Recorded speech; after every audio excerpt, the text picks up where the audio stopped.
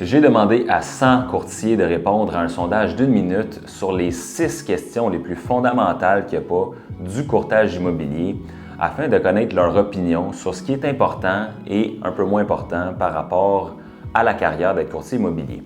Donc, si vous voulez connaître leur opinion, restez jusqu'à la fin du vidéo. Si vous êtes nouveau sur la chaîne, mon nom c'est Mathieu Lévesque, je suis courtier immobilier dans la région du Grand Montréal. Donc, sans plus tarder, on commence la vidéo. Alors, la première question que j'ai posée au courtier, c'est quelle devrait être la répartition entre un courtier et son directeur d'agence? À ça, il y a 76 % qui ont répondu 95,5, c'est la formule de Remax. En deuxième, on a 100 %, ce qui est quand même surprenant, mais quand même populaire dernièrement. On a beaucoup de bannières qui offrent 100 % de rétribution. Et on a 70-30, qui est le modèle justement Remax qui est venu révolutionner, si on veut, le partage des rétributions qui était au départ commencé à 50-50 par, mettons, Century 21 et Keller Williams qui sont à 70-30. Et on peut penser à Coldwell Banker 50-50 ou des partages d'équipe. Donc, des courtiers qui sont en équipe croient que c'est la meilleure façon d'avoir, mettons, 50-50, que le chef d'équipe garde 50 % et qu'eux gardent 50 % lorsqu'ils se font donner des clients. Donc, c'est pas surprenant de voir par contre que le plus populaire soit 95,5 parce que je crois que les courtiers qui disent 95,5, c'est qu'ils ont la perspective que c'est la façon qu'ils peuvent obtenir le plus de commissions dans leur poche et en donner le moins possible à leur directeur d'agence. Totalement comprenable, j'ai passé par là aussi. Le 100 %, souvent les agences, quand on pense à des agences 100 %, souvent on se retrouve aussi avec à être 100 % par nous-mêmes, sans aucune ressource, formation. Et 120 % en dernier, c'est intéressant parce que 120 % on ne croit pas pouvoir avoir plus de commissions que qu'est-ce qu'on devrait redonner à notre directeur d'agence.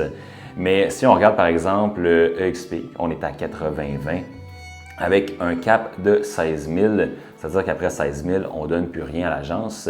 Mais lorsqu'on fait 20 transactions après le cap, bien, ça nous permet d'aller rechercher les actions en totalité. Puis ça, c'est la première agence à offrir ça à des courtiers immobiliers, ce qui nous permet d'avoir 100 % de notre commission. Et on estime que sur le temps, si l'action monte, on peut aller chercher plus que 100 %. Et en ayant les actions de 200 $ sur notre première transaction, par exemple, et 400 $ quand on atteint notre cap, de cette façon-là, en partant, on se retrouve à être à plus de 100 % de commission. De là à dire qu'on va être à 120 % de commission, bien, certains courtiers ont atteint ça. Ce n'est pas une garantie, effectivement, mais c'est quelque chose qui peut arriver. C'est quelque chose qui est possible, contrairement à tous les autres modèles d'agence qui n'offrent pas de redonner tous les frais d'agence en action de la compagnie. Dans ce cas-là, ça serait impossible. Mais lorsqu'on regarde cette question-là, les réponses, clairement, je crois que le reflet de cette question-là et ce que les courtiers immobiliers pensent présentement, c'est qu'ils désirent en avoir le plus possible dans leur poche à la fin de l'année, ce qui est totalement comprenable. Deuxième question, qu'est-ce que votre agence devrait vous fournir en tant que courtier immobilier?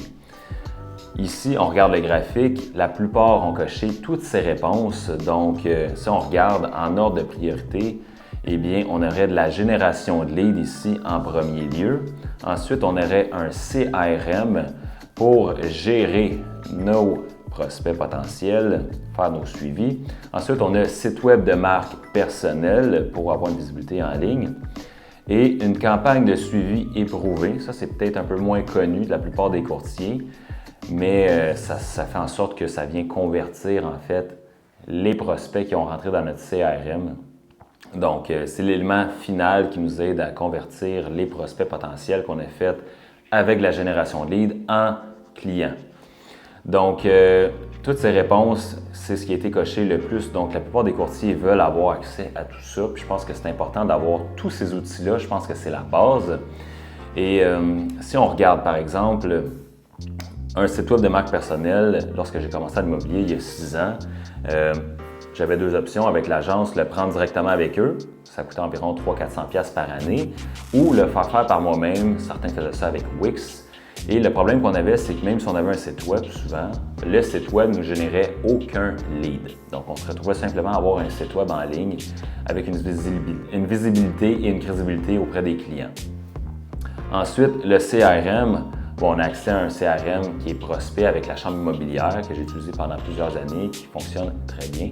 Par contre, la lacune de ce CRM-là, c'est qu'on n'a pas de campagnes de suivi qui sont prouvées de fonctionner pour aider la conversion.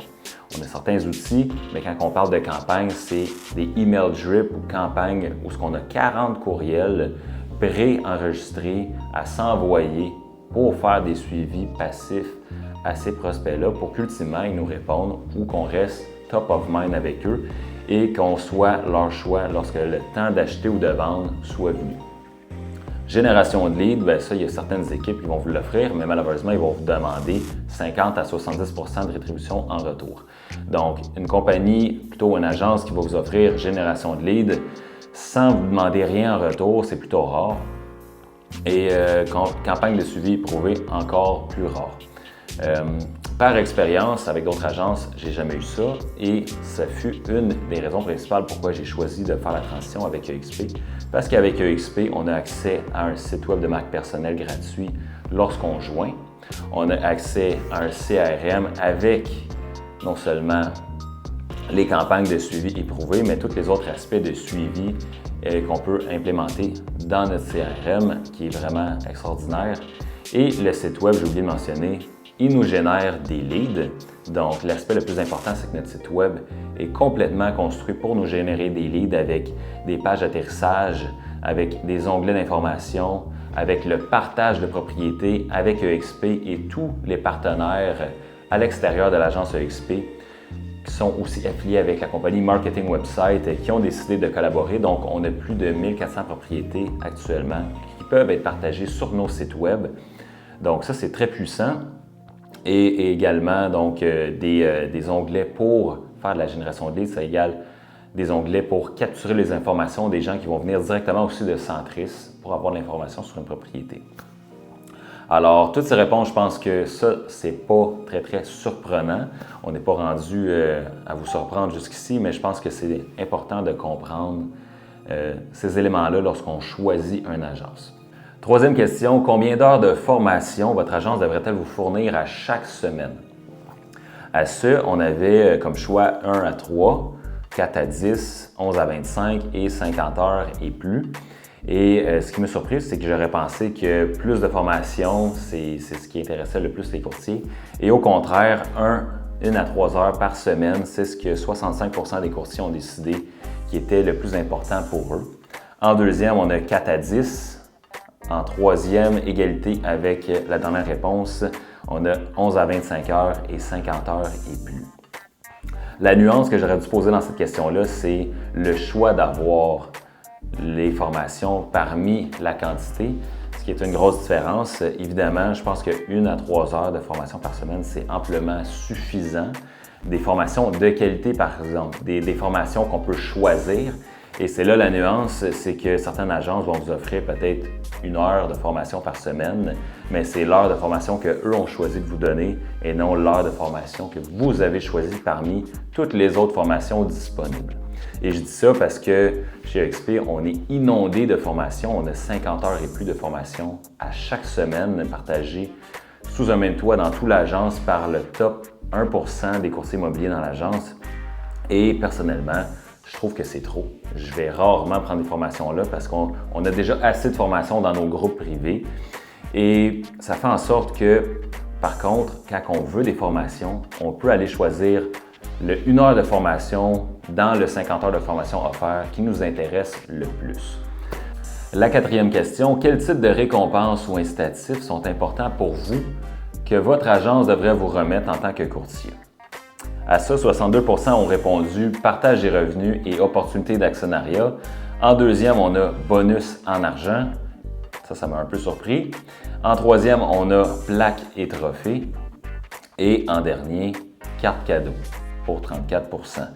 Donc, ce qui est revenu, en plus, je tiens à préciser que les 100 courtiers qui ont répondu à ce sondage-là n'ont pas de partage des revenus et d'opportunités d'actionnariat avec leur agence actuelle. Donc, c'est intéressant de voir que c'est quelque chose qui est très important pour les courtiers immobiliers, mais quelque chose qu'ils ne sont pas en mesure de profiter présentement.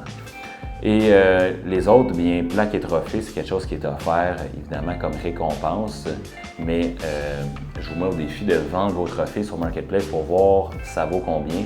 C'est vraiment plus une récompense à titre de statut social, si on veut, ou de crédibilité avec nos clients. Bref, vous en trouverez la signification, mais valeur monétaire n'est pas vraiment attachée à ça.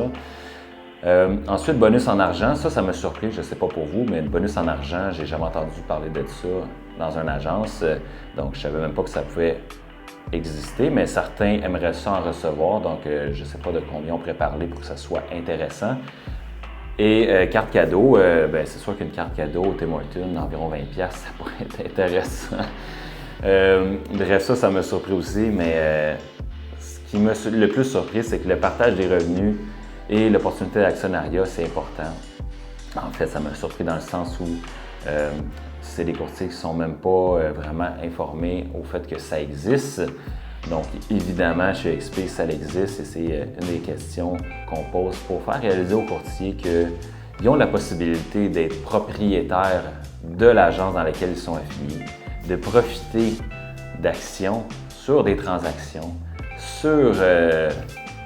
non seulement vous allez recevoir un trophée aussi, mais vous allez également à ce trophée-là recevoir tous vos frais d'agence que vous avez payés dans l'année en retour en action de la compagnie. Donc ça, c'est quelque chose qui est extrêmement puissant et c'est quelque chose que, en tant que courtier immobilier, on comprend tous lorsqu'on conseille nos clients.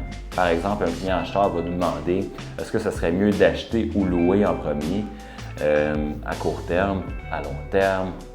On va toujours leur conseiller, évidemment, que c'est mieux d'acheter parce qu'on va pouvoir bâtir de l'équité sur le long terme, utiliser l'effet de levier pour s'acheter une autre propriété, ainsi de suite.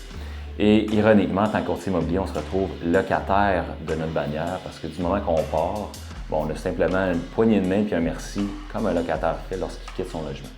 Mais en ayant de l'équité, ça nous permet d'avoir une porte de sortie pour quitter l'immobilier avec une meilleure vie financière, meilleure qualité de vie et pas voir notre revenu simplement passer à zéro.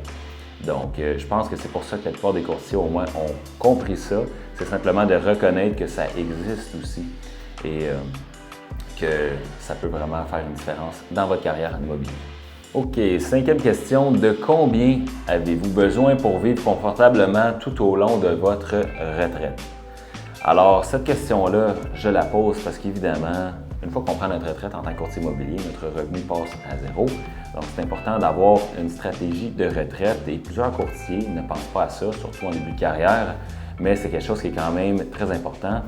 Donc, à ça, 45% ont répondu 5 millions, 39% 2 millions, 18% ont répondu qu'ils ont besoin de 1 million pour leur retraite et 8% 500 000. Donc, la majorité veulent avoir beaucoup d'argent, 5 millions.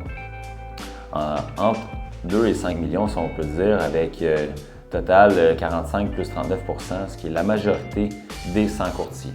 Donc, ça représente quand même beaucoup d'argent et c'est important d'avoir une stratégie, évidemment, pour accumuler cet argent-là pour arriver à une retraite parce que c'est facile de faire beaucoup d'argent en tant que courtier, mais c'est encore plus facile d'avoir énormément de dépenses en tant que courtier immobilier, au-delà des dépenses de marketing, de la job, mais aussi des dépenses de mode de vie.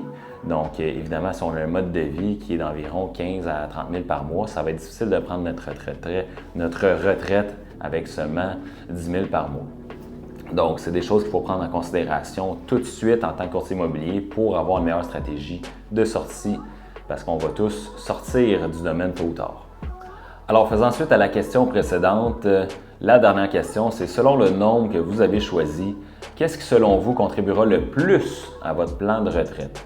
Donc, en premier choix, on a eu investissement immobilier pour 90% sur les 100 réponses des courtiers. En deuxième, ici, on a épargne d'argent. Et en troisième, action à la bourse. Quatrième, on a autre, donc une autre stratégie complètement. Et en dernier, on a vendre mon entreprise immobilière. Donc, si on commence vers le haut, vendre mon entreprise immobilière, c'est quelque chose qui peut être intéressant. Si vous bâtissez quelque chose de gros, vous pouvez par la suite vendre ça. Il y a souvent des conditions. Vous allez devoir rester 1 an, 2 ans pour vous assurer de la rétention des courtiers qui vont rester avec la personne qui va prendre en charge votre entreprise. Donc, ça vient avec son lot de responsabilités et une fois que vous avez vendu ça, vous n'avez plus d'argent qui va rentrer, bien évidemment. Par la suite, on a action à la bourse. Ça fait allusion un peu à ce que les courtiers aimeraient avoir comme récompense.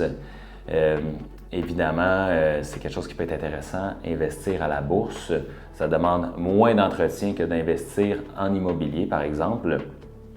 C'est peut-être plus risqué. Par contre, en tant que courtier immobilier, on connaît mieux l'immobilier que la bourse, souvent. Donc, c'est à voir de ce côté-là. Ensuite, investissement immobilier, bien évidemment, c'est la façon traditionnelle qu'on connaît de quitter l'immobilier, c'est-à-dire utiliser notre expertise pour acheter un duplex, un triplex ou investir avec des partenaires à chaque 2-3 ans pour se bâtir un portfolio et aller chercher les 4 éléments les plus importants pour se bâtir une liberté financière, mais aussi une liberté de temps. Parce que pour ça, ça nous prend d'avoir plusieurs sources de revenus, premièrement. Donc, ça va nous permettre d'avoir ça, des commissions plus un revenu sur les loyers. Ensuite, on va avoir le revenu passif avec les loyers qui va nous libérer d'avoir à échanger notre temps contre de l'argent au fil du temps. Ensuite, on va bâtir de l'équité avec ça. Et on va avoir la duplication. Donc, en utilisant l'effet de levier, comme vous connaissez, ça va nous permettre d'acquérir d'autres duplex, d'autres triplex au fil du temps. Avec ces éléments-là, vous allez pouvoir avoir une liberté de temps à votre retraite. Évidemment, c'est ça la façon la plus connue, la plus utilisée traditionnellement. Et maintenant, si je vous disais qu'il y avait une meilleure façon de faire ça maintenant, et oui, avec le modèle EXP, ce qui arrive, c'est que vous allez pouvoir profiter du partage des revenus, ce qui va vous donner l'équivalent d'investir en immobilier sans tout le risque qui vient avec. Par la suite, vous allez avoir des actions aussi, donc vous profitez des actions pour votre retraite. Et tout ce qui est épargne, vous profitez également d'une façon d'acquérir des actions aussi avec EXP sur vos commissions. Donc, 5 % de vos commissions peuvent être achetées en actions de la compagnie à 10 % de rabais. Donc, c'est un incitatif que EXP vous donne pour vous bâtir votre, si on veut, plan de retraite, mais plus en mode épargne que vous pouvez revendre à n'importe quel moment. Donc, de cette façon-là, vous minimisez les risques et vous augmentez vos chances d'avoir une liberté de temps ultimement à votre retraite. Et la dernière question que j'ai posée au courtier en lien avec ce sondage-là qui a pris 1 minute, que je vous pose également à vous, est la suivante. Si vous pouviez vous associer au meilleur courtier pour vous aider à développer votre entreprise, gagner plus de 100 % de commission, recevoir tous les outils, le coaching, la formation et la technologie dont vous avez besoin pour recevoir une stratégie de retraite, seriez-vous ouvert à en savoir plus? À ça, les 100 courtiers ici, eh bien, 73 % ont répondu oui, 27 % seulement ont répondu non. Donc, je vous pose la question à vous, si c'est quelque chose qui vous intéresse d'en savoir plus, évidemment, j'ai plein d'autres vidéos sur lesquelles vous pouvez vous informer sur ma chaîne YouTube. Mais dans le cas où vous aimeriez en discuter davantage avec moi, eh bien, je vous invite à céduler un appel d'1 demi-heure directement dans mon calendrier. On va pouvoir regarder comment vous pouvez apporter votre business et protéger votre future carrière en immobilier et votre plan de retraite. Donc, comment vous pourriez tout implémenter ça de la meilleure façon possible. Sur un appel de 30 minutes, on pourra discuter de long en large qu'est-ce qui vous intéresse le plus et si c'est quelque chose qui serait un bon fit pour vous de faire la transition avec une agence qui peut vous offrir ça, des outils, de la formation, du coaching et un plan de retraite.